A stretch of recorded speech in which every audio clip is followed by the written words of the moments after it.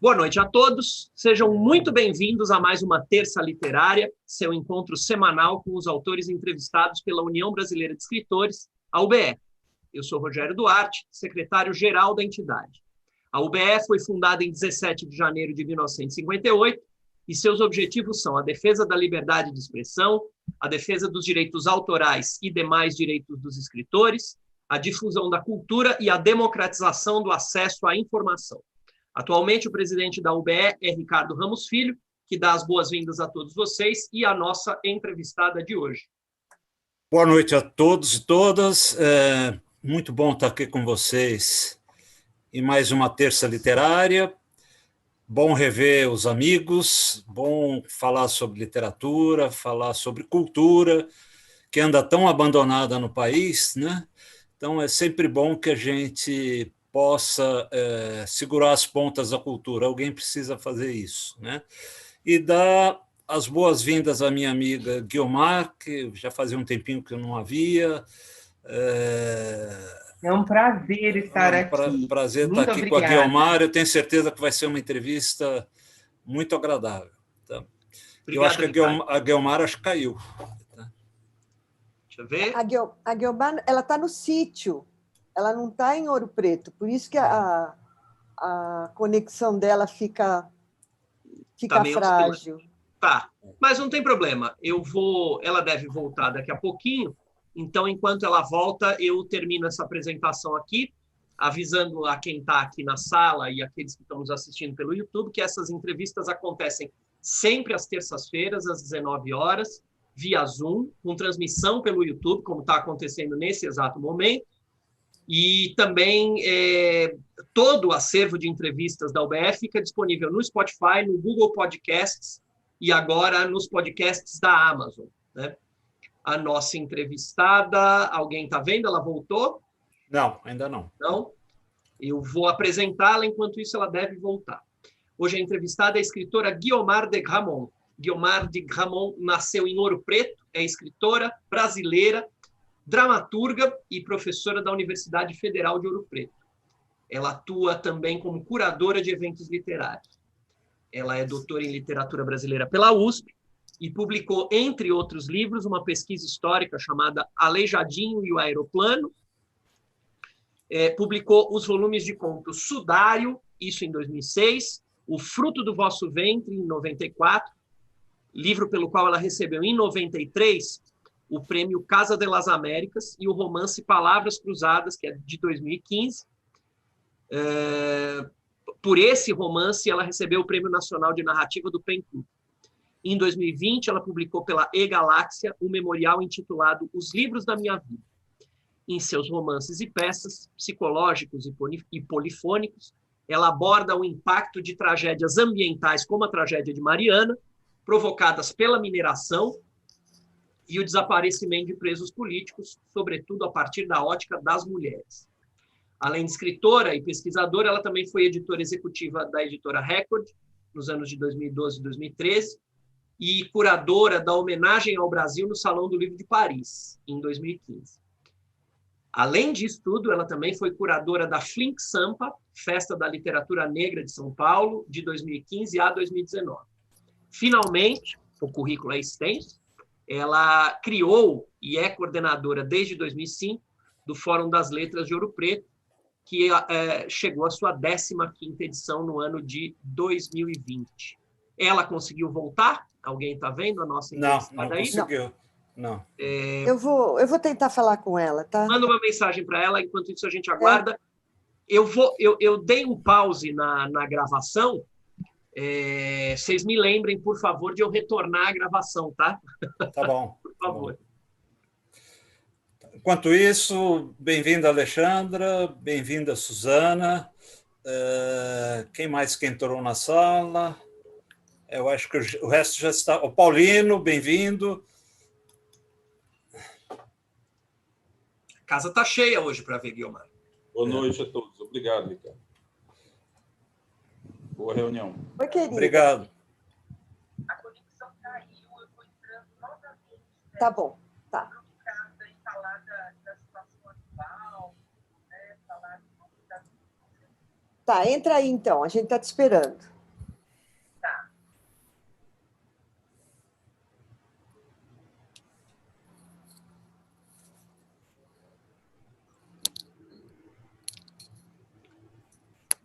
Então, para quem chegou agora há pouquinho, a Guiomar teve um pequeno problema de conexão, mas já está voltando.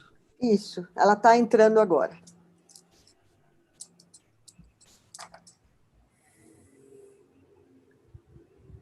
A Guiomar também foi curadora do Salão de Paris, né? Do Salão Livre de Paris. Acho que ela pôs aqui, né? Sim, falamos você, isso. Você falou também, né? Falamos. Vamos ver se ela consegue, né? Que ela está no sítio. Lá pro lado de, acho que é pro lado de Tiradentes. É perto de Ouro Preto, mas a conexão é meio ruim. Obrigado, Cristina. O prazer de ter você aqui é nosso. Cristina mandou uma mensagem ali pelo bate-papo. Seja bem-vinda, Cristina.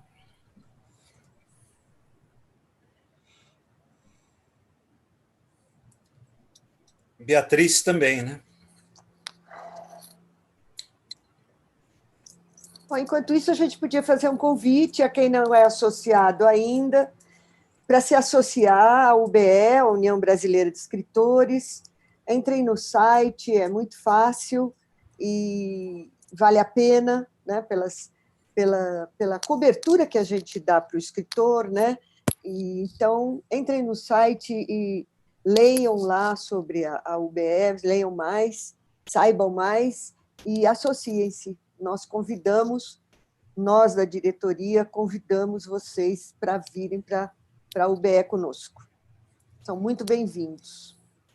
Eu coloquei o site da UBE no bate-papo, para quem quiser conhecer, e também vocês podem conhecer a UBE pelas redes sociais, que são pilotadas pelo Ricardo Fernandes, que está aí, tem um trabalhão. Mas trabalhão. Tá aí, trabalhão. Mas a rede social da UBE é muito ativa, circula informações sobre literatura, mercado editorial. Tá lá, só entrar no Facebook e procurar a União Brasileira de Escritores. Eu vou colocando os links enquanto a Guiomar não chega. A Guiomar não consegue entrar. Eu estou preocupada aqui, viu? Com ela. Oi. Você podia aproveitar e quer que eu coloque o link do Twitter também, que a gente tem um Twitter que acho que o pessoal não conhece, né? Por favor. E tem o Instagram também. Eu só vou dar uma olhada aqui, se eu consigo copiar e colar. Já Oi, querida. Colo no chat. Tá, você tá clicando naquela na primeira, né? Tá. Acabei de colocar aí. Bom. Ok. Beijo. Acabei de colocar aí o link do Facebook. Vou colocar daqui a pouquinho do Instagram. A Guiomar continua tentando entrar. Ela vai tentar entrar agora pelo celular, tá? E, enfim, daqui a pouco ela está aqui conosco.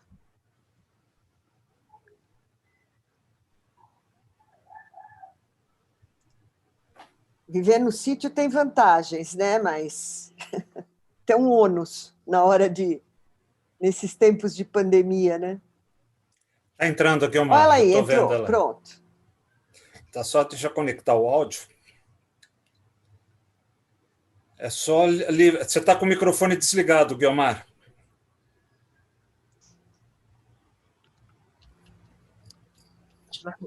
Okay. Tá legal agora, tá ok. Ok, desculpem. Que isso?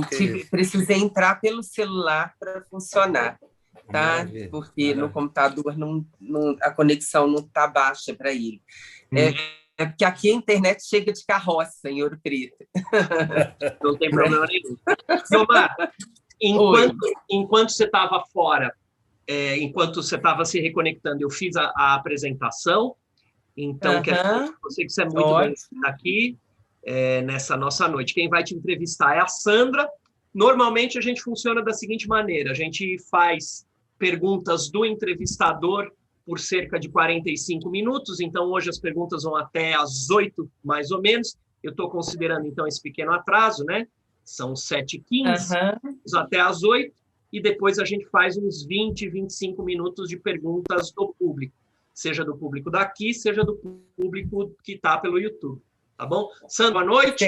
Por favor, pode começar. O Antônio Carlos está lembrando você que você precisa voltar a gravar, tá? Já estamos. Obrigado pela lembrança. Então, tá. Então, boa noite. Vai falar alguém antes? Não? Não. Podemos começar. Pode começar. Então, boa noite. Bem-vinda, Guiomar. É um prazer ter você aqui. Vamos conversar um pouquinho sobre seus livros. A Guiomar é uma pessoa multifacetada, né? E é uma pessoa de fala mansa, mineira, mas as obras dela são obras extremamente provocativas. Ela escolhe sempre temas provocativos, que mexem com as pessoas, né? Fazem as pessoas se desacomodar da cadeira, que eu acho maravilhoso. Então, além desse fórum maravilhoso de Ouro Preto, que ela capitaneia, de todo o trabalho dela como professora, ela publicou vários livros. Nós vamos falar sobre alguns deles, sobre 4, então temos que começar mais ou menos rapidinho. Então, Guiomar, você tem um livro de contos publicado pela editora Atelier, em 2006, e Sim. ele reúne uma série de contos que falam do trágico, né? De um mundo à luz da tragédia. E ele é marcado pelo erotismo e pela ironia. É o fio desses contos, não é? O fio condutor. Tem um outro fio que é a narradora dos contos, né? É ela quem confere unidade, e é a alteração dela que vai calibrando, vamos dizer, as narrativas. Bom, a gente tem aí no meio temas fortes, como um filho que se relaciona com a mãe, e a mãe que se completa ao imaginar a relação desse filho com o primo. E por aí vai, quer dizer, são temas fortes. No conto Glória, especificamente, tem vários contos, mas tem um conto de nome Glória, em que você faz uma ironia sobre um autor que é incapaz e que não tem consciência, e que tem consciência disso, não é? E isso chega a ser uma crítica ao estilo contemporâneo, né, de escrita, de camuflar com determinadas técnicas da moda, vamos dizer, o uso das palavras, né, a riqueza do vocabulário, enfim. Eu queria que você comentasse para a gente um pouco sobre esse livro de contos, que tem um dos contos que foi premiado, né? A maioria das protagonistas dos contos são mulheres, né? E elas são mulheres normais, mulheres, mesmo quando são homens, são normais, né? Não são nada dignos de grandes feitos.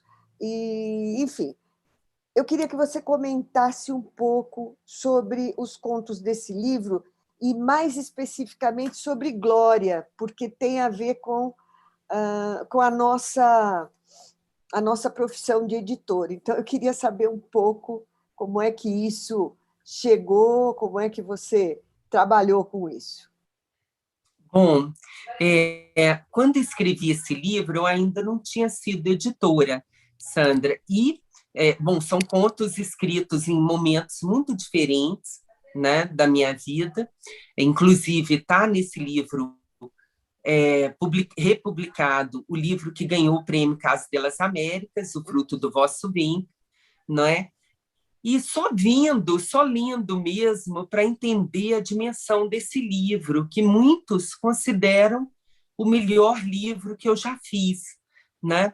Porque no conto é possível, né? Tem duas falas sobre o conto que eu gosto muito, né? Uma é do Garcia Marques. O Garcia Marques diz que o conto é como levantar uma parede de concreto, fazer um conto. e um romance é como assentar ladrilhos numa parede. Então, ele cria essa alegoria, né, para definir o que seria um conto. E o Cortázar já diz assim que o conto, o Cortázar gostava muito de boxe, né? Que o conto é ganhar por nocaute, de uma vez só, e o romance por pontos, né? Então, com sucessivos golpes. Então, assim, os contos ficam mais fortes, né? Quando o autor tem uma densidade assim dramática, né? Que eu acho que é o meu caso, assim, porque a dramaturgia influi muito na minha literatura, sempre tem um núcleo dramático, né? Você conhece bem o Palavras Cruzadas, o romance vai evoluindo até um momento de clímax, né? Em que acontece uma espécie de catarse, né? Então eu tenho uma influência muito grande assim do teatro, né? Na minha literatura. E no conto isso aparece assim com muita força. Eu acho que hoje eu não seria capaz de escrever contos como esses que foram publicados no Sudário. O Sudário, até eu adoro a capa dele, né? Não tenho aqui para mostrar para vocês, mas é fácil ver na internet. Ela é preta com umas veias vermelhas, assim, né? Como se fossem veias, umas estrias vermelhas, né? É como se ele tivesse assim, fosse um livro assim de veias abertas mesmo, né? E ali aparecem assim, sobretudo, tem um estilo muito confessional, né? São mulheres meio à beira assim, né? Do limite assim né? Que falam de si mesmas de uma forma despudorada, mas é uma forma incômoda, né? O Augusto Massi escreveu sobre esse livro na Folha, né, quando ele saiu, e ele disse que ele comparou o estilo com Nelson Rodrigues e Dalton Trevisan, o que me deixou muito feliz, né? Mas dizendo assim que ainda era, né, um escritor em construção e tal. Mas Nelson Rodrigues é, é uma boa referência para explicar um pouco o que é esse conto, assim, né? Que tematiza o incesto, que tematiza questões que não são tão fáceis de encarar, né? E eu vejo assim o aparecimento dele como tendo a ver com o momento em que eu era ainda, né, uma escritora de Minas, de uma cidade muito religiosa, né? Uma escritora casada muito cedo. Então, a literatura foi o lugar onde eu encontrei a possibilidade de me soltar, de soltar esse jorro assim, né, de forças sacrílegas, um pouco, às vezes até violentas, né, que apareciam naquele momento. O conto Glória, que você mencionou, é um conto muito interessante porque é uma metanarrativa. Assim, é um personagem que é um escritor que está em São Paulo, né? E ele reflete sobre a literatura, sobre o mundo dos paetês literários, né? Do eu te cito, tu me citas, não é? Do eu te parabenizo, tu me parabenizas. E aí, e esse escritor, além de ironizar, né, esse mundo de sociabilidades fáceis, né, que cerca a vida intelectual, não a literária especificamente, que às vezes é muito ensimesmada, mas a vida intelectual de uma forma geral, ele imagina uma história, né?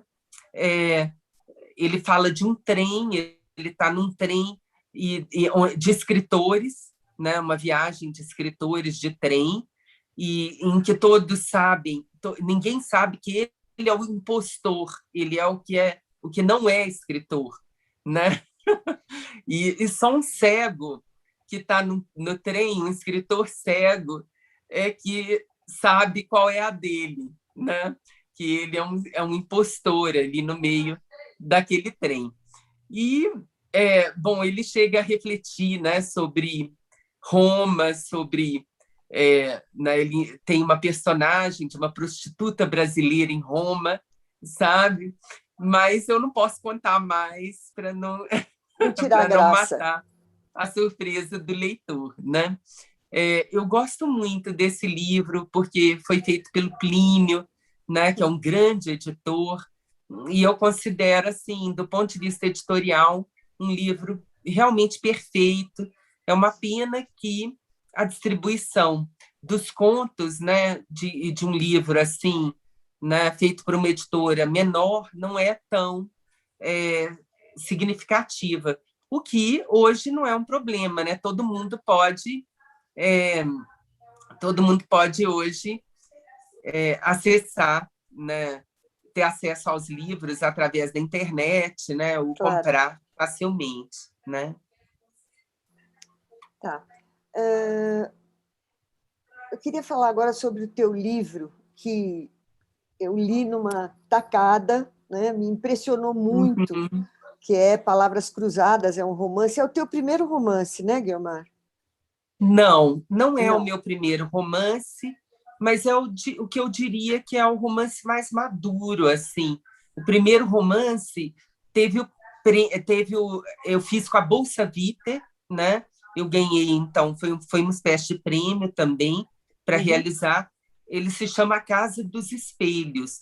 Mas Palavras Cruzadas é, sem dúvida, o primeiro romance com a minha voz mesmo, de escritora, né? Certo. É o primeiro romance que eu sinto assim. E ali eu já tinha sido editora da Record por 2 anos, então a obra já vem com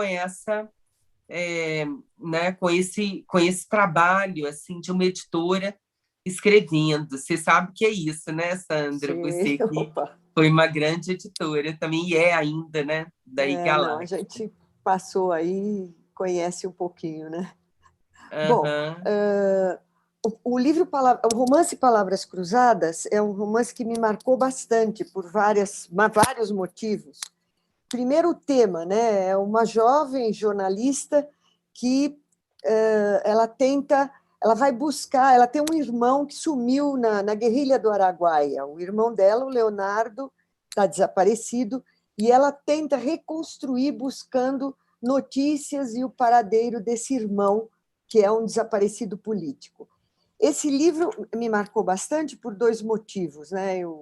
Claro, eu vivi essa época, né, da guerrilha, eu não participei, mas eu vivi, né, tenho amigos que participaram, então tinha amigos que participaram e a gente, enfim, conhece, né? E eu acho que é um livro atual, é isso que me impressiona muito, porque esse tema, né, dos desaparecidos políticos é um tema que o Brasil até hoje não resolveu de forma decente, né? Ele não houve um acerto correto e decente do Brasil com as famílias dos desaparecidos. Isso não encerrou esse capítulo da história, é um capítulo da nossa história pendente. E isso é atual, é atualíssimo. Quer dizer, hoje, mais do que nunca, esse assunto é atual, né? Apesar de todo o envolvimento de tanta gente, de alguns freis importantíssimos. Oi? Sandra, a Guiomar caiu, tá? A Guiomar caiu. Ah, meu Deus. Guiomar... Difícil. Vamos esperar. Bom, eu vou falar um pouquinho do livro, que eu acho que eu vou adiantando, né? Tá bom, tá bom. E assim a gente não fica parado. Bom, Tá. esse livro é a saga da Sofia, uma jornalista, uma jovem jornalista, que vai tentando reconstruir a vida, seguindo os passos e tentando descobrir o que aconteceu com o irmão que desapareceu lá na guerrilha do Araguaia. Esse livro tem 2 coisas. Primeiro, que eu acho que o tema dele é muito atual e agora ele é candente, né? Quer dizer, os direitos humanos, quer dizer, o reconhecimento do que aconteceu, né? A indenização das famílias, tudo isso, nós estamos num momento em que isso tudo é negado, né? De uma forma assim até violenta. Então, nesse momento negacionista, eu acho que ele é... Espera aí, que eu acho que é a Guiomar. Não, não era ela, não. Ela está tentando aqui. Bem, então eu acho que é um livro atual, porque o tema não caiu de moda, vamos dizer, né? Ele é um tema que não foi enterrado como deveria, né? Enterrado em termos, né? Eu acho que ele tem que estar sempre vivo na nossa memória, né? Mas a solução dele ainda não aconteceu. A gente tem muita gente desaparecida que ainda as famílias procuram descobrir onde é que foi parar o corpo, o que aconteceu. E este é um momento político em que esta situação se põe com muita força. E segundo, porque é um romance em que Ela a voltou, Guiomar... tá? A Guiomar voltou, tá? Ela Tá está com Aliança Francesa, mas voltou. Tá. Guiomar, eu estou falando do seu livro Palavras Cruzadas. Sim, querida. E também, Ótimo. além desse momento difícil, né, que o Brasil passou, de injustiças, de loucura, de perseguições, a narrativa desse livro ela tem uma velocidade, ela tem um ritmo que te leva realmente a seguir as pegadas durante o enredo. E tem uma coisa muito incrível, porque tem uma descrição dos locais que dá a impressão que a Guiomar esteve lá no Araguaia, que ela participou de certa forma, porque os momentos, os encontros, as pegadas, tudo, quer dizer, o andar no meio da selva, tudo isso tem um tom realista muito forte. Eu vou explicar, Sandra. Vocês estão me ouvindo agora? Sim, sim. Estamos, pode falar. Eu fiz muitas pesquisas para fazer esse livro. Eu construí esse livro lendo relatórios. Eu li os relatórios, né, do Grabois, né, Perdido na Mata, um relatório que só se conservou porque mandaram destruí-lo e só se conservou porque um tenente, um sargento, né, um subalterno, copiou ele inteirinho, né, o relatório do Grabois, que conta, né, os momentos em que eles estavam na mata. Maurício Grabois, que era um dos chefes da guerrilha, né, do PCdoB. Eu também me baseei muito num diário de guerrilheiro, que era o guerrilheiro Glênio Sá, que se perdeu na floresta e foi capturado muito cedo, mais ou menos na mesma época que o José Genuíno foi capturado, e depois virou um deputado e morreu de um acidente de carro. Então, eu mesclei esses relatos, né, para construir o relato do guerrilheiro que abre o meu livro, né, mas que a gente não sabe quem escreveu esse relato. Né? A Sofia, que é a minha protagonista, está lendo esse relato, né, mas a gente não sabe quem foi que escreveu. O livro se chama Palavras Cruzadas por causa disso, porque são discursos que se cruzam, né? A gente tem o discurso do guerrilheiro que aparece através desse diário, né? A gente tem o discurso da namorada, da companheira desse guerrilheiro, que depois que ele, né, num certo momento da narrativa, ela toma a narrativa também, né, se alterna entre a Sofia, o que está acontecendo com a Sofia, que está nos anos 90 procurando o que aconteceu, né? E essa guerrilheira, né, que está ali né, também no calor dos acontecimentos. Né? E me inspirei também muito em relatos reais. Né? Por exemplo, né, no caso, o relato de uma jovem que era criança quando o irmão foi para... Quando o irmão não, quando a irmã, era uma irmã, desculpem que a memória me falha, mas a irmã dela partiu para o Araguaia, né? E ela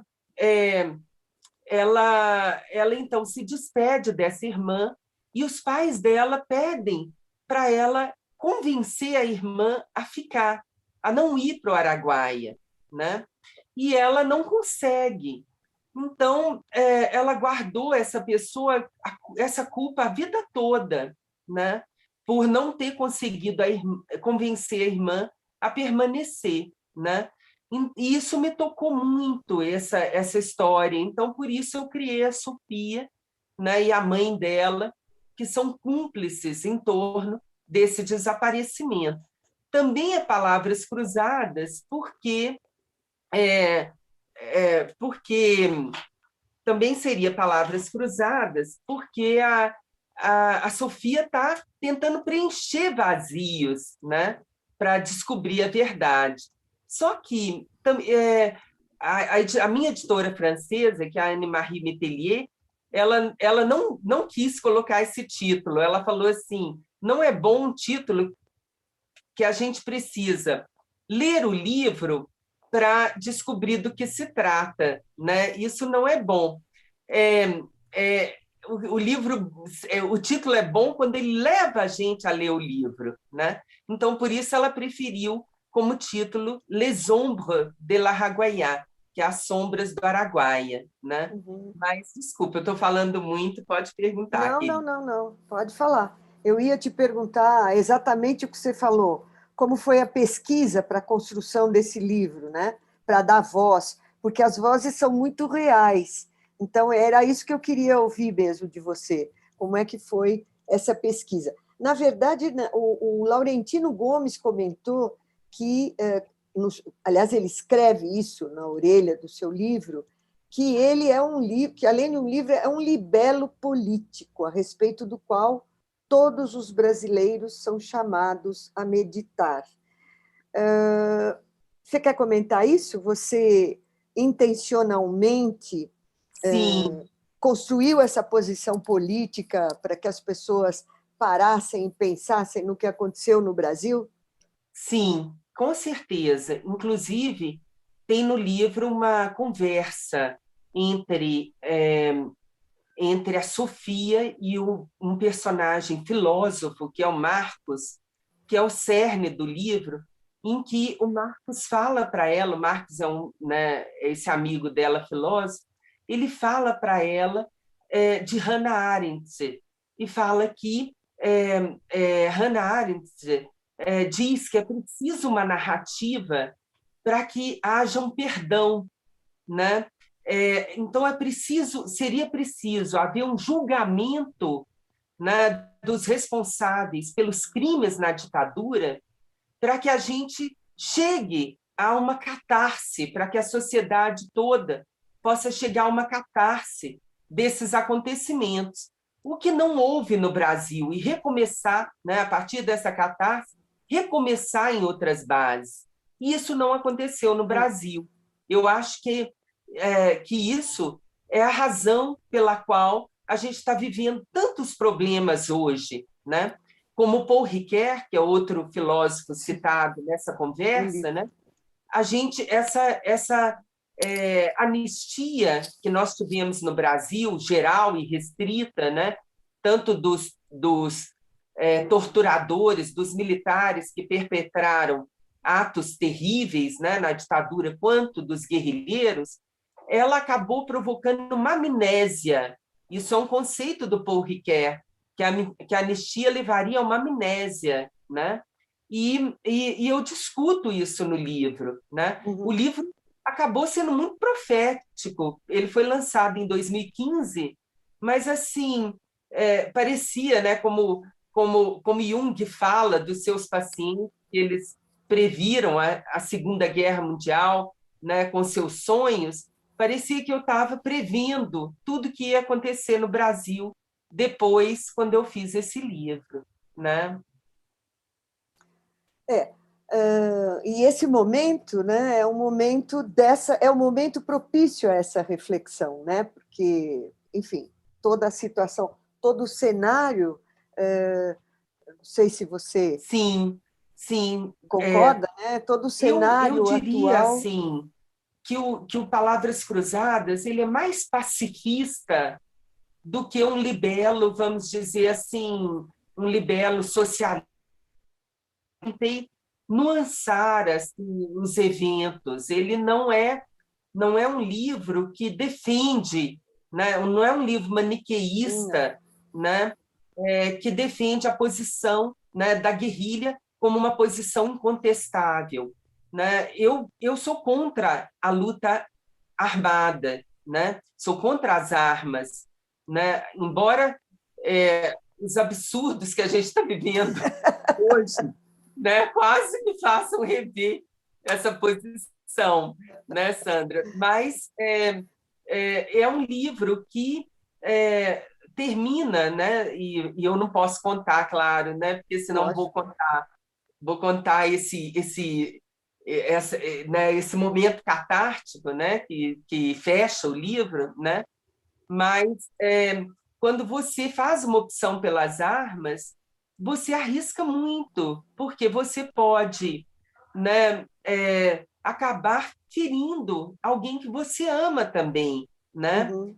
A opção pelas armas é uma opção muito complicada, né? Você abandona tudo, você fere sua família, por exemplo, né? A irmã, por exemplo, a Sofia, né? O desespero dela, né? Quer dizer, onde ele está, quer dizer, que é o desespero de muita família, né? Ainda. Com certeza. E outra questão, assim, eu também não escamoteei, né, o autoritarismo dos chefes da guerrilha, né? As moças eram obrigadas a abortar, ou não obrigadas, mas instadas a abortar, né, as moças que participaram da guerrilha. Então, eu mostro esses aspectos. Quem ia para ali fazia uma opção muito radical, sem volta, né?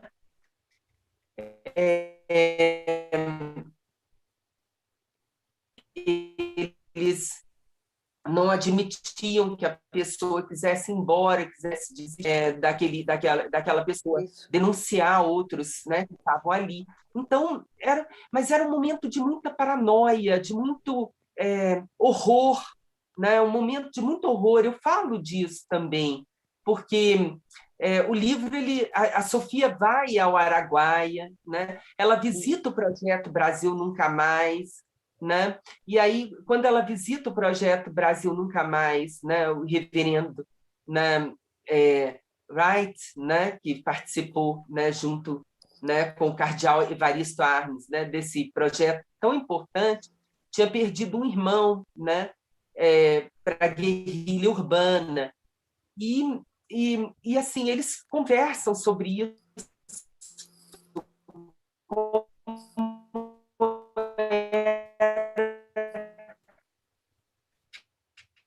mudando de aparelho em aparelho, os esconderijos, né? E muito medo o tempo todo, né? Estavam nas mãos mesmo, né? Dos torturadores, né? E acabavam revelando, porque não tinha outro jeito, né? Sobre tortura, né? E colocando em risco os companheiros que ainda não tinham sido pegos, né? Então, era um momento de muita angústia. Claro. E também de muito se cercar de alguma segurança para não ser pego, né? O que levava a proibir de ter ter filho, Toda essa porque, né, não podia carregar a criança, e, enfim, não podia sair da guerrilha, né? Porque você podia, se você sai, você pode contar, dá o nome, né? Então tem todo. É um livro triste ao mesmo tempo. Complexo, né? Agora, o livro não é sobre isso. Eu até em outras palestras, inclusive no exterior, uma vez eu disse assim, que se eu escrevesse um livro que fosse realmente sobre a guerrilha do Araguaia, seria um livro ilegível, porque a guerrilha foi tão cruenta, tão dura, né, que seria um livro que causaria repulsa, causaria angústia demais no leitor, né? Como uma tese. Eu julguei uma vez, eu fui integrada ao júri, simplesmente por estar escrevendo esse livro, eu fui integrada ao júri que julgou uma tese de doutorado sobre a guerrilha, e é terrível, né? Tudo que foi revelado, né, sobre a guerrilha, as execuções, né, houve um momento em que o Garrastazu Médici mandou matar sumariamente todos os guerrilheiros, né, encontrados vivos, né, mesmo que eles colaborassem com os militares, né, mostrando esconderijos.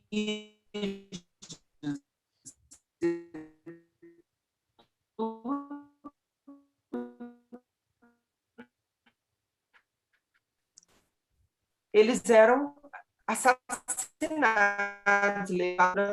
assassinados, em condições terríveis. Esse momento final, que é o momento mais difícil, quando eles estavam sendo caçados, né, na floresta amazônica.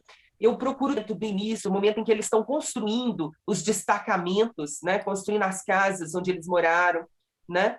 E a minha preocupação no livro foi retratar a dor das famílias que não puderam enterrar os seus entes queridos, né? Só quando você enterra, você termina, você tem uma conclusão, né? E as famílias, né? Muitas famílias, né, que perderam seus entes queridos na ditadura, né, jamais tiveram essa oportunidade, né, de encerrar tudo, de enterrar os seus mortos, né? Então, a Sofia é uma espécie de Antígona, né? Antígona é a personagem de Sófocles, né? Que é uma personagem muito dilacerante de Sófocles, porque ela se recusa, né, a obedecer às ordens de Creonte, seu tio, que era o rei da cidade, e resolve fazer libações, né, fazer um enterro, um ritual, né, grego, né, para encomendar, né, o corpo do seu irmão que havia traído a cidade, né? Então ela escolhe o amor ali, né? E por isso ela paga com a própria vida, né? E a Antígona, que é a epígrafe do meu livro, é tirada de Antígona, foi o meu modelo para construir Sofia. Essa Sofia que não pode, ela não se casou, ela não tem uma profissão fixa, embora ela seja jornalista, ela é freelancer, porque ela vive a angústia desse desaparecimento, né? Ela quer descobrir, né, o que aconteceu com seu irmão, né? Ela e a mãe dela também, né? Que tem uma cumplicidade crescente entre ela e a mãe que guarda um segredo, que será revelado depois no livro, né? Mas essa cumplicidade é uma cumplicidade crescente, né? Bom, fica a dica, né? É um livro realmente impactante, é muito, muito interessante, muito bom. Daqueles livros que você não consegue largar de ler, né? Você quer chegar, quer ver o que vai acontecer, quer ver qual é o passo seguinte. Bom, eu queria falar um pouco sobre, queria que você falasse, queria abordar aqui o Aleijadinho e o Aeroplano, Paraíso Barroco e a Construção do Herói Colonial. Esse livro, na verdade, ele é oriundo da tua tese de doutoramento na USP. A tese virou um livro, né? Em 2002 você defendeu a tese, em 2008 ele foi publicado pela Civilização Brasileira. Aliás, dia 12 você deu uma aula virtual, dia 12 agora, sobre esse tema na Universidade de Ohio. Foi virtual, eu assisti, e é um programa de palestras, né? E a Guiomar, então, deu essa aula sobre esse livro, sobre o Aleijadinho Aeroplano, e, assim, no final choveu perguntas, né? Então, parabéns, primeiro, né? Por ter chegado à Universidade de Ohio, foi muito bacana. E esse livro é um livro que também um livro que causa impacto, mas por outro motivo, né? Ele incomodou muito historiadores e, enfim, a sociedade, porque é um livro em que, se a gente perguntar, o Aleijadinho existiu? A resposta é não, ele não existiu. Quem existiu foi o Antônio Francisco Lisboa, né, que era um escultor pobre que vivia em Vila Rica no século XVIII e que teve uma vida muito diferente do que teria tido o Aleijadinho, né? E a Guiomar discute nessa tese os vários aleijadinhos que existiram. A existência, a persona Aleijadinho foi muito manipulada ao sabor das necessidades políticas, sociais. Eu queria que você comentasse isso, quer dizer, ele choca porque o que é dito é que não, provavelmente era uma oficina onde existiam vários escultores, né? E o Antônio Francisco Lisboa era um deles, provavelmente ele cuidava dessa oficina, né? E aí é que criaram o mito do Aleijadinho.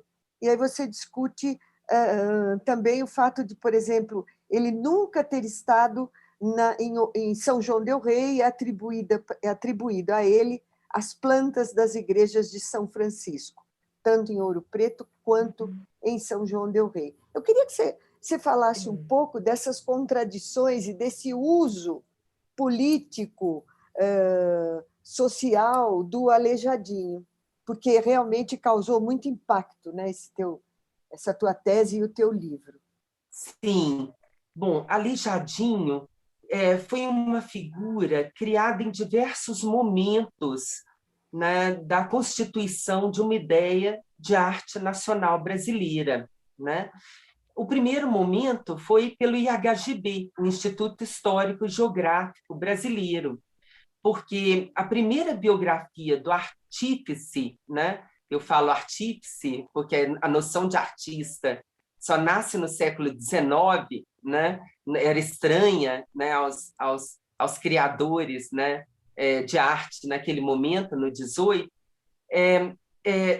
Então, esse primeiro momento, né, foi quando o Rodrigo Ferreira Bretas, né, que foi o primeiro biógrafo do artífice, escreveu a sua biografia atendendo a um concurso instaurado por Dom Pedro II, né, que pretendia criar uma fortuna, né, crítica sobre o que seria o Brasil, né, sobre vários aspectos do Brasil. Então, como esse sábio local, o Rodrigo Ferreira Bretas, queria ganhar esse concurso, ele torna o seu personagem um personagem fascinante, não é? Ele cria um retrato, né? Como os retratos do século XIX, que era o século dele, né? Ele que escreveu 40 anos depois da morte do artífice, né? O Aleijadinho, ele cria um Aleijadinho romântico, né? Como como Corcunda de Notre Dame, que já era uma obra que já estava circulando, né, na época por aqui, né, de Victor Hugo, né, e ele, então, coloca uma série de questões, né, sobre as quais eu não encontrei prova documental, né, como a paternidade do Aleijadinho. Ele diz que o Aleijadinho era um filho bastardo do Manuel Francisco da Costa Lisboa, que era o arquiteto das obras reais, que era a personagem mais importante, né, de Vila Rica no século XVIII, né, o artífice mais conhecido, o arquiteto mais conhecido. Pode ser que Antônio Francisco Lisboa tenha sido filho de Manuel Francisco da Costa Lisboa, mas havia o nome Lisboa dizia respeito apenas à origem. Então, tinha centenas de artífices chamados Lisboa no século XVIII, né? Isso, se isso foi escrito pelo Rodrigo, né, pelo biógrafo, porque era apenas um boato, se fosse um boato que circulava na época, né? E mesmo assim, a maioria dos grandes críticos, né, de arte que escreveram sobre Aleijadinho falam até da formação do artífice junto com seu pai, dele morar na casa do pai, dos irmãos terem inveja dele, né, porque ele era o preferido, porque ele era o que mais seguia os passos do pai. Então, fazem toda uma ficção, né, em torno da formação de Aleijadinho, coisa que jamais, que não está documentada em lugar nenhum, né? Na verdade, né? Não há nenhum documento que comprove essa paternidade, embora se fizessem muitos esforços para encontrar esse documento. Da mesma forma, né, o Bretas atribui obras em várias cidades já ao Aleijadinho e etc., né? E também não encontrei, né, há duas obras muito documentadas, como sendo da lavra do ateliê do Aleijadinho, né, do Antônio Francisco Lisboa, que são a Igreja São Francisco de Assis de Ouro Preto, né, e os Passos da Paixão de Congonhas, né, em que o ateliê dele fez todas as obras de talha dessas igrejas, todas as esculturas, que são magníficas, né, são realmente do ateliê dele, tem recibos e tudo, né? Um outro momento de constituição do personagem Aleijadinho foi realizado pelos modernistas na semana de 22, né? Os modernistas vêm a Minas, fazem as suas viagens a Minas e elegem essa figura como a figura mais significativa, né, daquela mestiçagem cultural, né, que eles esperavam tornar como a origem, né, do Brasil, né, como aquilo que seria, né, a característica mais expressiva, né, da nossa cultura, né? Mário de Andrade tem uma frase sobre isso, né? Sim, várias. Mário, inclusive, escreveu vários artigos sobre essas viagens e sobre Aleijadinho também. Foi o que Mário foi um personagem assim que criou, né, esse Aleijadinho macunaímico mesmo, né, um caldo precursor nativista, né, ele chama. Sim, com certeza. E os textos são deliciosos, os textos do Mário sobre Aleijadinho. São maravilhosos. E depois houve ainda outros momentos de constituição do artista, sabe, Sandra? Mas eu destaco um, porque foi fundamental, foi uma espécie de pedra fundamental, porque foi o esforço de outro Rodrigo, inclusive, né, nos passos do tio-avô, que o Rodrigo Ferreira Bretas é tio-avô do Rodrigo Melo Franco de Andrade, né, que criou o SFAM, o Serviço do Patrimônio Histórico e Artístico Nacional. Né? O Rodrigo tinha uma casa em Ouro Preto, tem ainda a família dele, né, essa casa, e ele empreende um esforço monumental de busca de documentos que comprovassem a existência do Aleijadinho.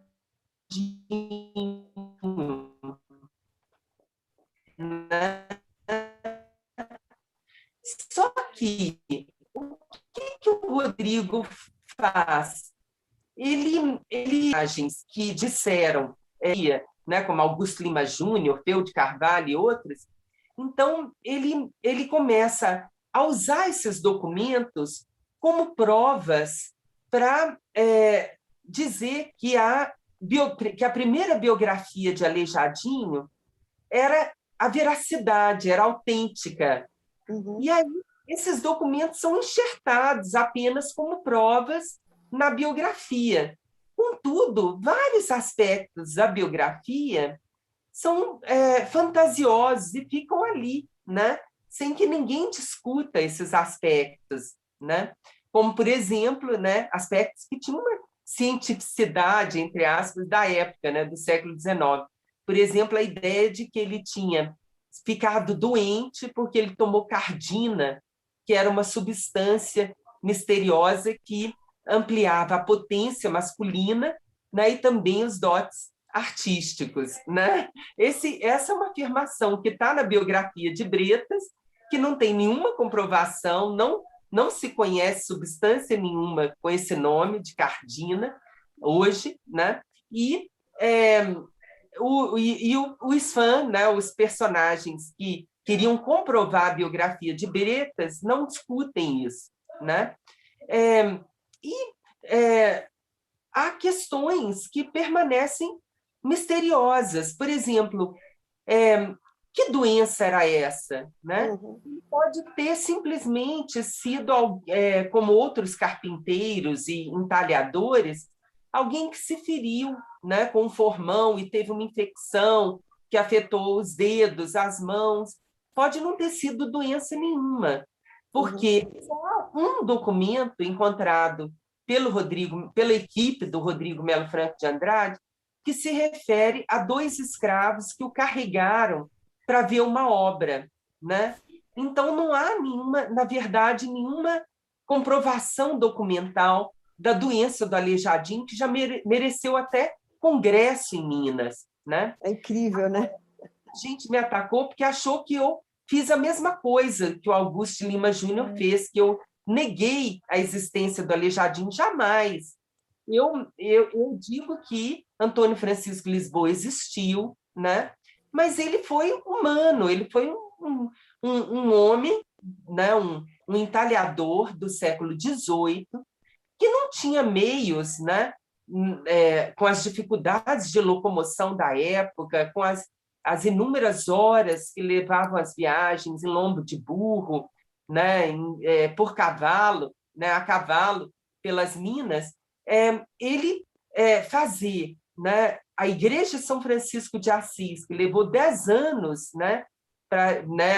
Mais ou menos, para serem feitas essas obras de Itália, e depois ainda o conjunto escultórico de Congonhas, que foram outros 10 anos. Né? Ele precisava ter tido 2 vidas para fazer tudo que é atribuído a ele, né? São atribuídas a ele 400 obras, né, monumentais em Minas. Né? Da mesma forma, eu não encontrei nenhuma prova de que ele fosse arquiteto, o que não quer dizer que não fosse, mas eu não encontrei prova. Né? Os riscos de igrejas que são atribuídos a ele, na verdade, essa arquitetura foi arrematada por outros, que eram leilões, né? As irmandades faziam leilões, e essas obras arquitetônicas eram arrematadas por outras oficinas de artífices, né? E não a dele, né? Mas não quer dizer que ele não tivesse noções de arquitetura, porque o púlpito incrustado no arco cruzeiro da Igreja de São Francisco mostra isso. Né? Além disso, ele foi louvado, quer dizer, louvado era quando a pessoa ia examinar obras de arquitetura, né? E dar um parecer, né? Dizer se a obra tinha sido bem feita e etc., para a Irmandade, né? Em algumas ocasiões. Então, o que eu fiz que foi assim objeto de tanta polêmica, assim, só para terminar? Eu tentei ler os documentos, ler a biografia de Bretas com a luz da retórica do seu período e ler os documentos separadamente. O que os documentos me contavam sobre a vida de Aleijadinho? E eles me contavam muito pouco, mas me contavam algumas questões que eram consistentes, né? Como isso, né, que o workshop, né, dele, que a oficina dele trabalhou, né, na Igreja de São Francisco e nos Passos de Congonhas, no Santuário de Congonhas, né? Mas uma série de outras questões ficavam a descoberto, né? Não havia prova documental. É isso. Agora, certo. O livro enfureceu mais, eu vou te dizer por quê. Enfureceu muitos críticos de arte e os colecionadores de arte, os grandes colecionadores. Foi o último capítulo, que é um capítulo sobre a questão da originalidade, né, e atribuição de obras de arte, em que eu falo o quanto essas atribuições são anacrônicas. Elas têm a ver com o nosso mercado de arte, com os nossos valores, né, do nosso tempo contemporâneo. assim, para o artista colonial, não interessava produzir uma obra integralmente, né? Ter uma obra como sua, né? Os artífices eles podiam trabalhar em várias obras coletivamente, né? Eles não existia a noção de autoria em obra de arte, você entende? Essa noção é nossa, é anacrônica. Nós a implantamos, né? Para falar do passado, não é? É isso. Eu acho que se resumiu o que é o livro, né? Sandra, Oi. Desculpa, Guiomar, só fazer uma interrupçãozinha, porque já são 8h05. O pessoal do YouTube que quiser fazer perguntas, por favor, escreve lá. E aqui na sala do Zoom, a gente já tem 3 pessoas na fila para fazer pergunta. Então, aí a Sandra encaminha, aí, se for possível, a gente vai avançar um pouco para além das 8h30, porque a gente atrasou o começo, tá bom? Certo. E quem quiser entrar na fila, escreve aqui no bate-papo do Zoom, por favor. Desculpa. Não, Obrigada. tudo bem. Guiomar, eu acho que a gente tem... Guiomar, eu acho que a gente tem 2 minutos para você falar sobre os livros da minha vida, que você tem feito lives e tudo mais, que é um e-book, é o seu memorial. Foi lançado pela E-Galáxia como e-book. E você tem feito muita coisa em torno dele, né? Muita live, coisa e tal. Fala 2 segundinhos sobre esse memorial, que eu acho bastante interessante. Os livros na minha vida, né? Foi publicado pela E-Galáxia, né? Apenas como e-book, né? Aconselho vocês a conhecerem. Ele foi o meu memorial para me tornar professora titular. Então, nele, eu conto toda a minha história, né? Como escritora, como curadora de eventos literários, como editora, né? Eu faço algumas reflexões sobre esses momentos todos, né? Ele pode ser lido assim, tanto como um guia, né, da minha obra intelectual, né? Porque eu falo dos meus livros, do contexto da criação dos meus livros, das minhas peças, né? Como também como uma espécie assim de manual com algumas dicas, né? Para quem quer se aventurar, né? Nessas profissões todas nas quais eu me meti, né? A curadoria de eventos literários, né? a vida acadêmica, não é? A edição, né? Então, ele conta a minha história profissional, né? Para quem tiver curiosidade sobre todos esses aspectos. Eu tenho falado sobre ele, né? Eu elegi o mês de março, né, como um mês para contar um pouco desse livro, para estimular as pessoas a conhecerem esse livro, né? Porque esse livro, eu acho que ele pode ajudar outras pessoas, né, que desejem ingressar, né, nessas profissões, que desejem ter experiências, né, semelhantes, né, às que eu tive, né? Eu acho que não foi fácil sair de uma cidade pequena, né, para fazer coisas como a homenagem ao Brasil no Salão do Livro de Paris. Não é? Eu disse no começo que essa sua fala mansa de mineira não tinha nada a ver com a tigresa que tem aí, né? Com essa força que você tem, né? Esse poder de mobilização, esse seu jeito plácido, no fundo, tem um turbilhão aí dentro, né? Que eu sou fã. Eu realmente tenho, Sandra, tem um turbilhão mesmo que me move, que eu mesma não tenho muito controle sobre ele, não. Ainda bem, né? Bom, eu acho que o memorial é uma coisa importante, eu acho que ele serve de guia para as pessoas.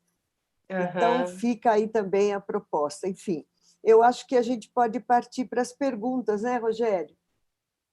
Sim, por favor. Obrigado, Sandra.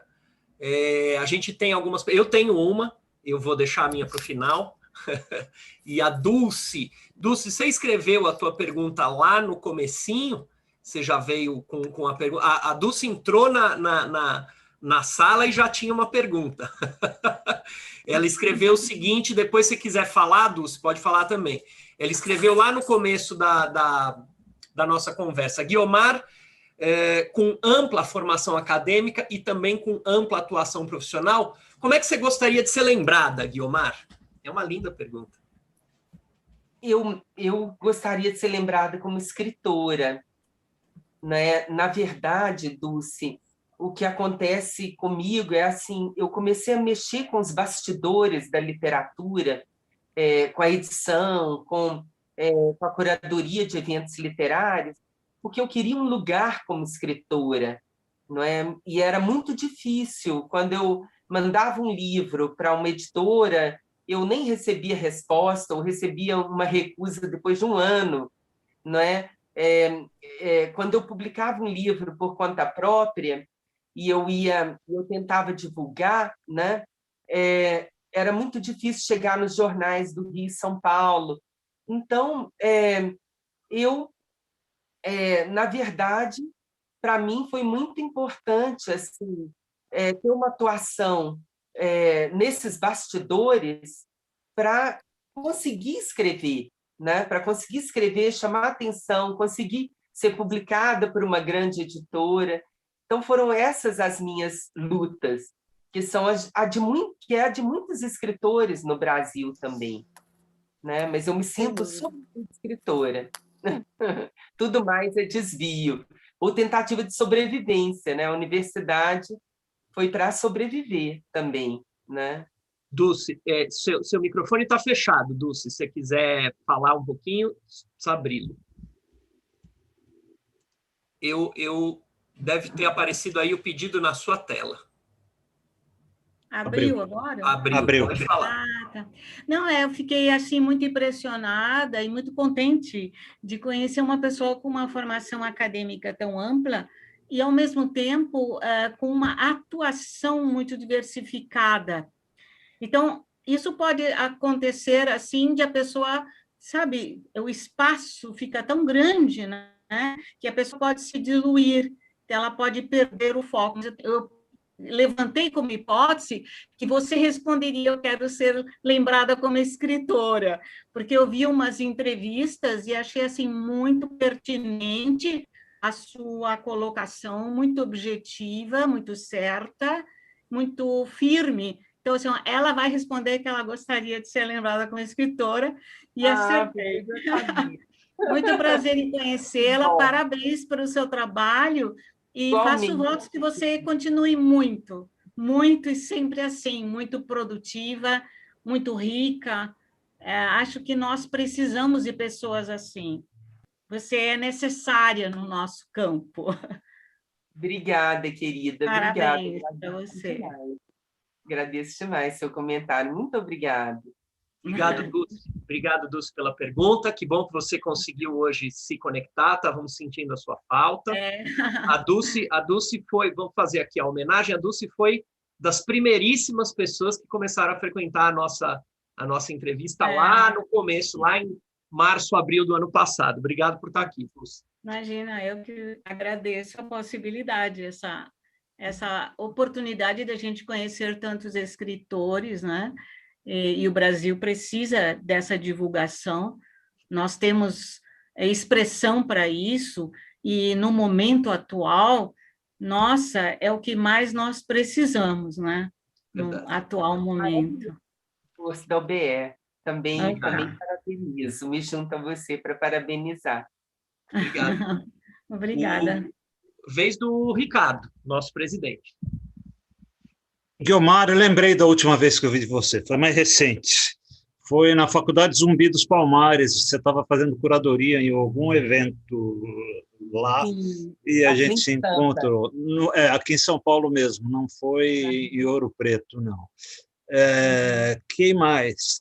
Bom, eu fui no lançamento do Palavras Cruzadas, eu tenho um livro com dedicatória. Você lançou no Rio, e eu não sei por que cargas d'água eu estava no Rio. Eu sei que eu fui ao lançamento, que é uma coisa rara eu estar no Rio, mas eu fui ao lançamento, li o livro com sofreguidão, achei um texto delicioso, gostei muito de ler o livro, e uma das coisas que me surpreendeu no livro foi o realismo ficcional que o livro tem, né? Eu acho é uma ficção muito real. E a gente percebe muito sofrimento no livro. Até que ponto esse sofrimento era real e não era ficção no livro? Isso é uma pergunta muito importante, Ricardo, que você me faz, porque remete, me dá a oportunidade de falar do meu próximo livro, né? Que é sobre o meu pai.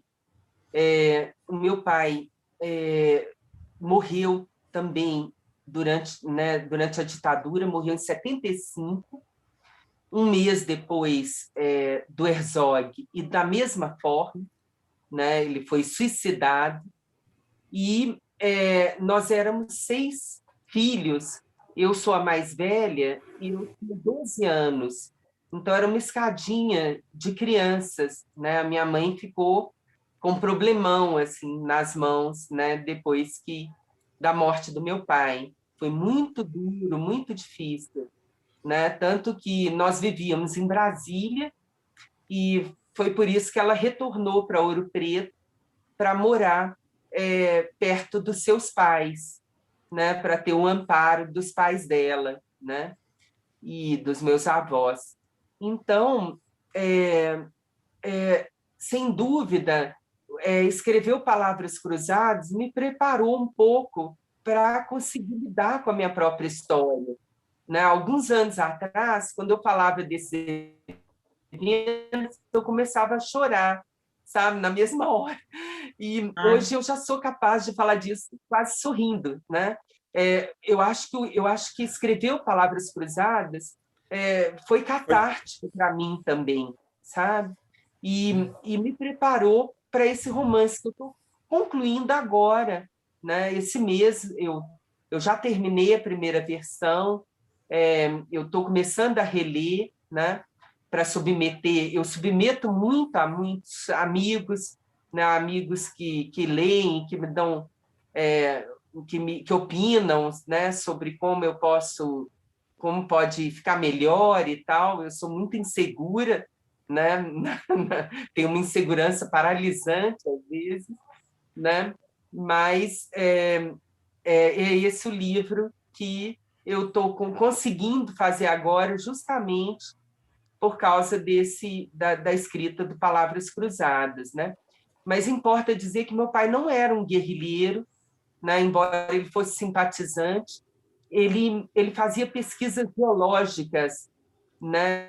na área, né? No Mato Grosso, no Pará, nessas áreas que eram áreas que estavam sendo muito visadas pelos militares, né? Justamente por causa da guerrilha do Araguaia, né? E da possibilidade da gente ter uma guerrilha como a de Cuba, né? No Brasil, de ter uma revolução como a cubana, que era a grande paranoia militar na época. Não é isso. Obrigada. Obrigada, Biemar. Obrigado. Obrigado, Ricardo. Olha, eu acho que a gente tinha uma pergunta lá, Raquel, não me esqueci de você, não, só um instantinho. A gente tinha uma pergunta lá no YouTube que dizia o seguinte: Guiomar, Palavras Cruzadas é um romance, portanto é um livro de ficção. Como foi o processo de criação de uma obra de ficção falando de uma temática tão forte para a sua vida pessoal? Acho que já foi respondido, né? Você acabou de responder aí. A pergunta muito parecida com a do Ricardo. Então, agora sim, Raquel, por favor. Guiomar, querida, um prazer estar novamente conversando com você e te ouvindo. É sempre muito bom, muito enriquecedor. Você é uma anfitriã maravilhosa no Fórum das Letras. A gente se sente assim, em casa, você apresentando a sua casa, a cidade que você ama, com a sua família, sua filha, sua neta. É algo assim tão caloroso, tão bonito. Eu cheguei em Ouro Preto uma vez, Esse depoimento. e naquele ambiente mágico, e me senti super acolhida. Enfim, é um trabalho lindo você acolher os escritores lá na sua cidade, em Ouro Preto. Você poderia falar um pouquinho sobre o Fórum das Letras e como que você agiu agora nessa pandemia, mas aproveitando esse gancho do seu pai, esse gancho familiar, sabe que eu tenho muita curiosidade a respeito do seu nome, Guiomar, porque assim, Guiomar de Gramont é alguma coisa que lembra talvez uma autora mexicana de novelas, de tramas, né? Eu queria que você contasse um pouquinho a respeito da origem do seu nome. O Guiomar, que é um nome assim antigo de tia mineira, e, e esse Gramont, Guiomar de Gramont, que leva a gente a sonhar, e é a sua identidade. Queria que você falasse um pouquinho sobre isso. Isso é ótimo, você dizer. Eu até vou contar uma coisa que talvez seja desabonadora para mim, mas nessa primeira crítica, né, em que o Augusto Massi me compara com o Nelson Rodrigues e Dalton Trevisan, ele começou a crítica falando assim, fazendo uma figura de estilo, assim, né, um pouquinho desagradável, assim, porque ele fala assim, Guiomar de Gramont, o nome da autora parece nome de romancista de província, ele fala, né? E aí é um nome noveleiro, né? Ele é um nome de pompa. Eu nunca deixei de ser uma romancista de província, na verdade. Por mais cosmopolita que eu tenha me tornado. Mas o meu nome, eu tenho vários outros nomes, mas eu me chamo realmente Guiomar de Gramont. Guiomar Maria de Gramont Machado de Araújo, né? Tem vários outros, mas Guiomar de Gramont é o meu nome, é o nome que eu escolhi, né, para a minha vida de escritora. Persona, a persona. A persona, isso. Mas o Gramont é francês, a origem é francesa. A origem é francesa e tem mais. Eu tenho o mesmo nome da minha avó, Guiomar de Gramont Machado, no caso, ela tinha um machado, ela usava o machado do marido ou não, e ela era poeta, era uma grande figura que fundou a Universidade de Goiânia, né, com outros intelectuais, né? Ela fumava charutos, ela era uma grande mulher. Eu conto também sobre ela nesse novo livro que eu estou terminando, né? E né, a minha avó era filha de um francês com uma brasileira. Então, uma vez, indo à França, né, eu estava na Bretanha, na França, eu encontrei numa tumba o meu prenome, Guiomar, né? É muito conhecido na França, não era Guiomar de Gramont que eu encontrei, era o nome Guiomar, porque hoje os franceses não conhecem mais o nome Guiomar para uma mulher, né? Eles conhecem Guillaume, né? Então, muito provavelmente, esse prenome Guiomar da Bretanha, da Idade Média, vem da Bretanha, e talvez a minha avó se chamasse Guiomar também em homenagem a alguma antepassada, né? É isso. Essa origem francesa é muito forte para mim, essas raízes francesas, né? Que aí ficou no seu sonho de ir para Paris também, né? De estudar em Paris, de estar em Paris. Eu estudei lá, eu morei lá, eu tenho amigos até hoje, volto várias vezes, né? Já voltei várias vezes, volto todo ano, assim, não na época da pandemia, mas, né, cultivo, né, a cultura, a língua, as amizades, né? E minha filha tem uma aliança francesa em Ouro Preto, onde eu estou agora. Então, a cultura francesa é muito entranhada em mim. E sobre o Fórum das Letras, que você me perguntou, o Fórum é realmente a minha casa, né? Sim. Uma forma assim. Você nos apresenta a sua casa, a sua cidade, sua família. Isso. Já que a escritora não consegue ir para morar em São Paulo, Rio, né? Porque eu já tinha filhos, né? Desde muito menina, né? Eu casei com 16 anos, né? E então eu criei o Fórum das Letras para trazer outros escritores para Ouro Preto, né? Para ter interlocução, para ter uma troca.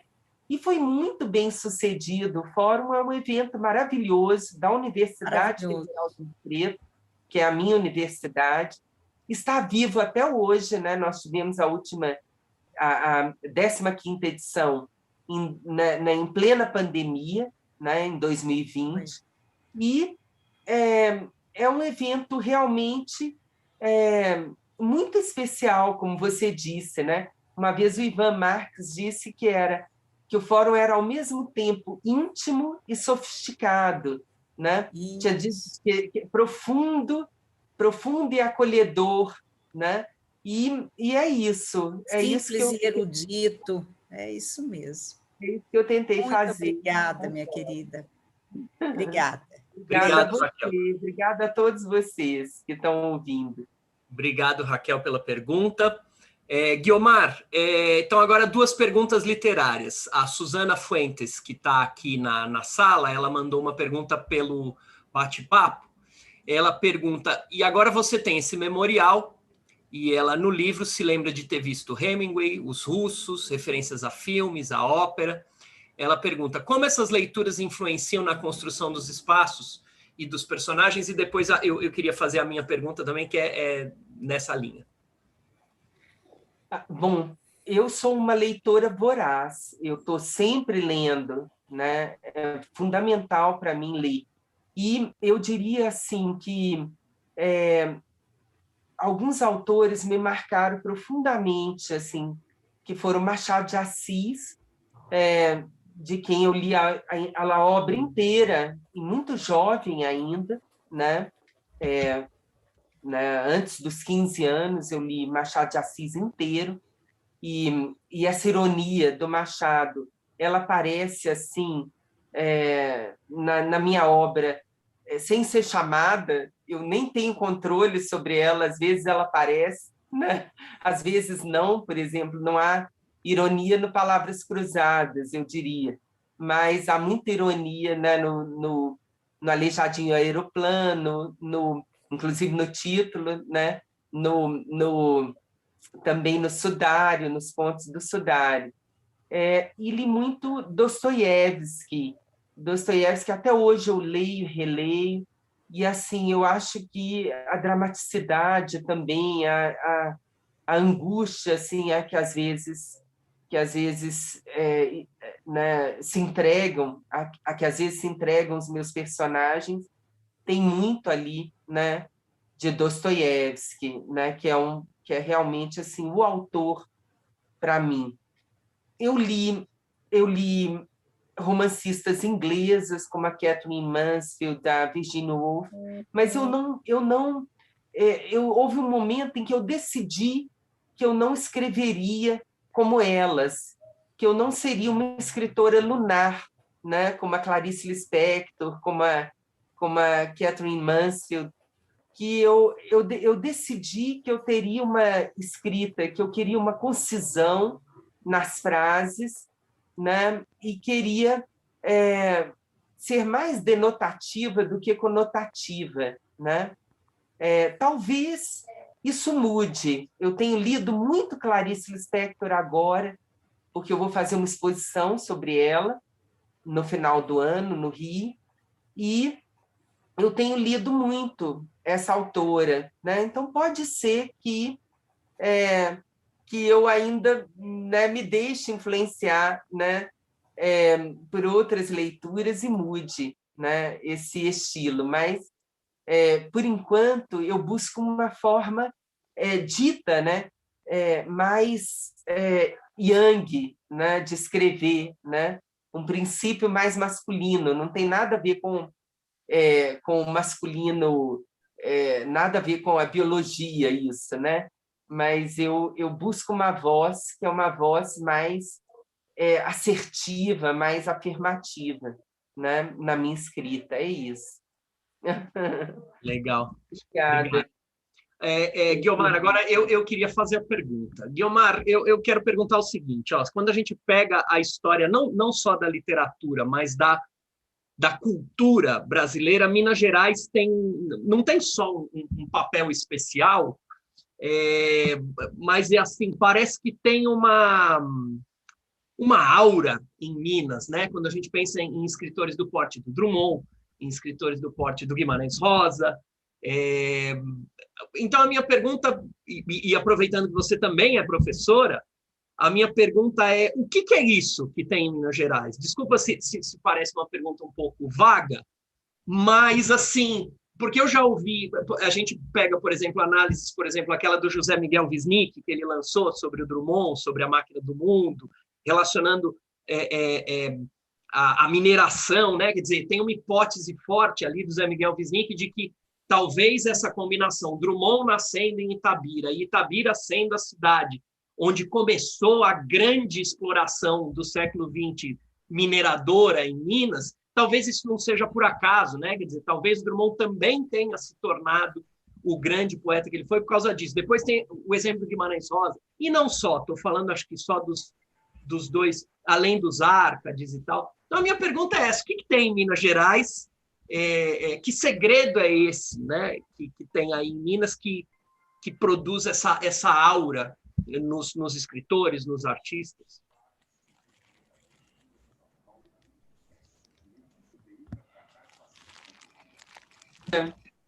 Essa pergunta é daquelas assim que teria que ser respondida por alguém que não sou eu, né? Que está fora alguém como Wisnik, esse segredo. Mas, bom, eu vou tentar arriscar alguma coisa assim sobre o que eu entendo assim que é Minas para mim. Há uma tendência aqui, e isso é verdadeiro, há uma certa reserva, né? Algo que é guardado, e que, né, as pessoas são muito simpáticas, mas num segundo momento elas são um pouco desconfiadas, né? Num primeiro momento. E essa tendência eu acho que tem a ver mais com a religiosidade mineira, né? Com o predomínio da Igreja Católica, assim, sobre os mineiros, do que com a mineração. Curiosamente, meu próximo livro vai tratar muito da mineração, porque meu pai era um caçador de tesouros minerais. Então, eu vou tratar muito da mineração. É muito importante você estar associando a mineração a essa, né, a esse dom, né, da escrita, assim. E eu diria assim que as montanhas, que são montanhas ferríferas, né, montanhas muito ricas em ferro, né, que essas montanhas que têm algo de opressor, elas também estimulam, de alguma maneira, esse ensimesmamento necessário à escrita, não é? Eu acho que tem tudo a ver, né? Ser escritor e estar em Minas. É isso. Legal. Tem algum segredo aí mesmo, né? Inconfessável, talvez. Eu acho que sim. Obrigado pela resposta. A gente tem, acho que a última pergunta, então, da noite de hoje, é a pergunta do Antônio Carlos Fester. Eu espero não ter esquecido de ninguém. Ricardo, aí, se puder me ajudar. Fester, por favor. Guiomar, eu estou emocionado, é um prazer te conhecer melhor e te ouvir. Muito obrigado. Você faz um trabalho de desmistificação, né? Aliás, eu queria fazer um acréscimo aí em cima de Ouro Preto, que é uma cidade que eu amo, já fui aí mais de 12 vezes, o que para um paulista é muito, né? E eu acho que Minas Gerais, um pouco na linha do que vocês estavam falando com o Rogério, é o coração da cultura brasileira, né? Se eu estiver errado, você me desmistifique. Mas, de alguma forma, é no século XVIII que se conjuminam aí a uma série de eventos culturais que acabam definindo a identidade brasileira. Me parece que esse é o grande segredo e a força de Minas Gerais. Eu me lembro quando, nos anos 60, estreou no Teatro Municipal a música barroca mineira, que até então era absolutamente desconhecida, e que é uma beleza de uma força, e foi uma descoberta do Brasil. Estava todo mundo chorando no Teatro Municipal, isso agora existe em disco, né? Porque era uma descoberta do Brasil. Mas, voltando à sua obra, eu perguntaria se você também não se considera historiadora. Porque, na medida que você desmistifica o Aleijadinho, e na medida que você escreve um livro como Palavras Cruzadas, que eu não li, mas vou ler correndo, né? Você está indo direto em alguns cernes, pegando na veia alguns problemas fundamentais do Brasil, né? E, sobretudo, eu acho que o grande mérito do que você está escrevendo e do Palavras Cruzadas, né, é que você, ao lidar com a tortura, com a repressão, né, com o golpe militar, não se trata apenas daquilo que não foi punido, mas é algo para não se esquecer nunca, né? Você que justamente trabalhou com o Brasil Nunca Mais, sabe, né, que um dos motes do Brasil Nunca Mais é nunca mais, para que isso não se repita. Então, para que não se repita, não pode ser esquecido. E você está dando uma contribuição muito forte, muito grande para isso, eu te agradeço. Obrigada. É algo que eu vejo quase como uma missão, que seria a missão de todo brasileiro consciente, né? Essa consciência crítica, né? Mas você fez um comentário, uma pergunta, tem uma pergunta aí, meu amigo? E obrigada pelo comentário tão interessante, né? E tão... que me deixa tão flatê, né? Muito obrigada. Fester, eu fechei seu microfone, Fester, porque estava dando um pequeno ruído. Por favor, abre de novo, desculpa. Mas é uma pergunta também, né? Você concorda comigo que o coração da cultura brasileira, o nascimento da cultura brasileira não portuguesa, surge em Ouro Preto no século XVIII, ou em Minas? Ou isso é mito também? Hã? E só queria acrescentar mais uma coisa, eu que sou casado com uma mineira, né? O mineiro é altamente estudioso, eu estou para ver povo mais estudioso, né? Eu acho que é uma coisa das montanhas, por isso a gente é tão boa daí, como inclusive você. Obrigado, hein? Eu me lembro de uma questão que eu gostaria de comentar, do que você disse, né? da escritora historiadora, né? De fato, eu fiz história, eu fiz o curso de história na minha graduação, e a história me marcou muito. É até uma coisa complicada como escritora, porque eu sempre tenho que... Todo tema que eu invento de escrever, eu tenho que fazer pesquisas, né, para escrever, né? Então, isso às vezes até é um pouquinho extenuante, né? Esse lado de historiadora. Né, houve um crítico que disse que no Palavras Cruzadas eu consegui uma façanha, que foi de juntar um romance policial e um romance histórico ao mesmo tempo, e ainda um romance muito complexo, com muitas vozes, né? Então, realmente, assim, a história ela é muito forte para mim, né? a pesquisa histórica, né? Mesmo eu tendo depois transitado para a filosofia, para a literatura, né? Que é o meu doutorado, eu continuo historiadora em tudo que eu faço, né? É isso. Obrigado, Guiomar. Fester, de novo, eu fechei teu microfone porque estava dando um pequeno ruído e um pequeno eco, então eu acabei fechando.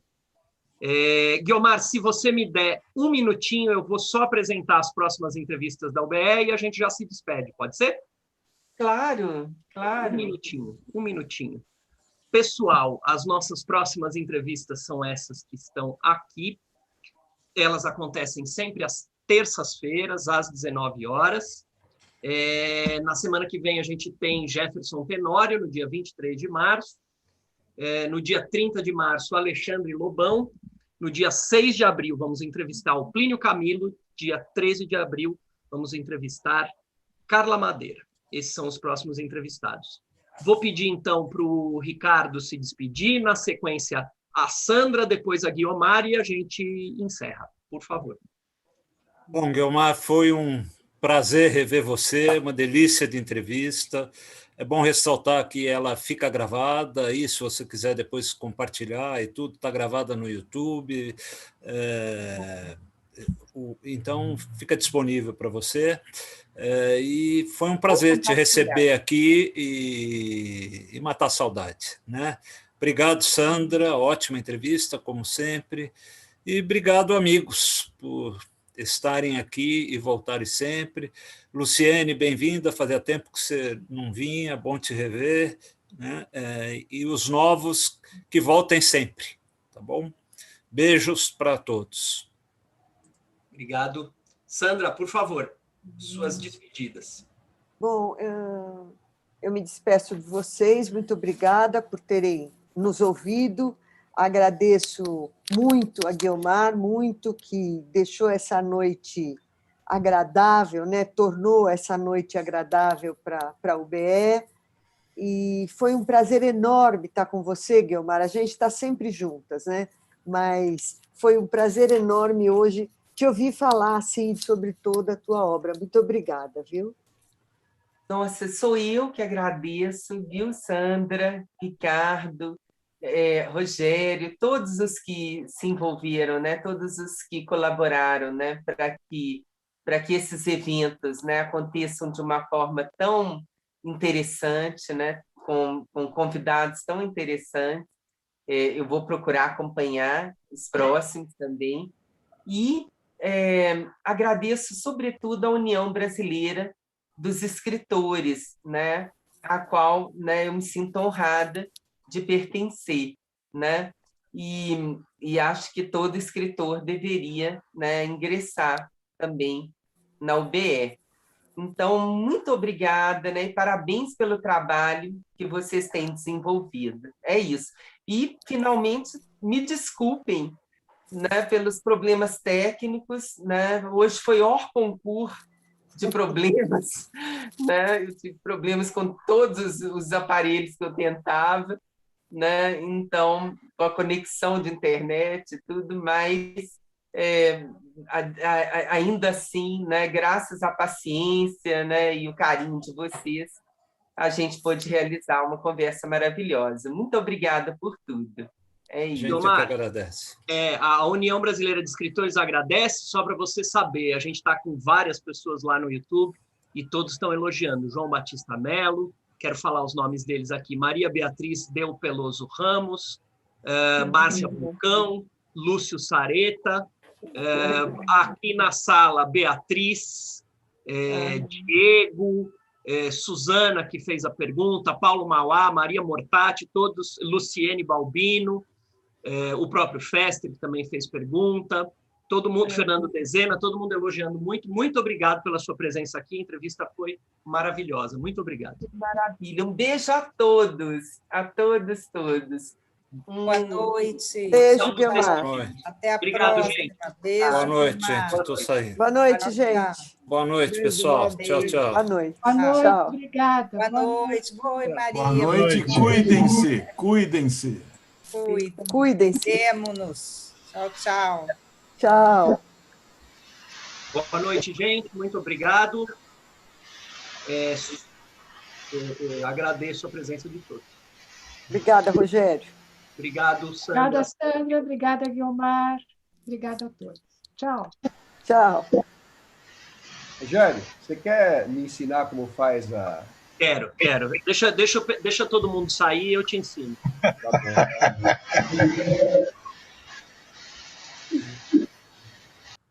Obrigado, gente. Uma boa noite a todos.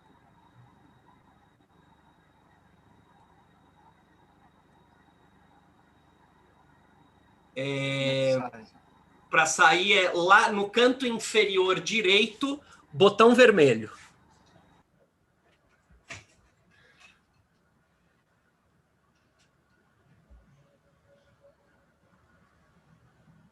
Encontrou, Plínio? E você desce o seu cursor, você tem que levar o seu cursor para o canto inferior direito. Senão o botão não aparece. Leva para lá e aparece um botão vermelho. Canto inferior direito.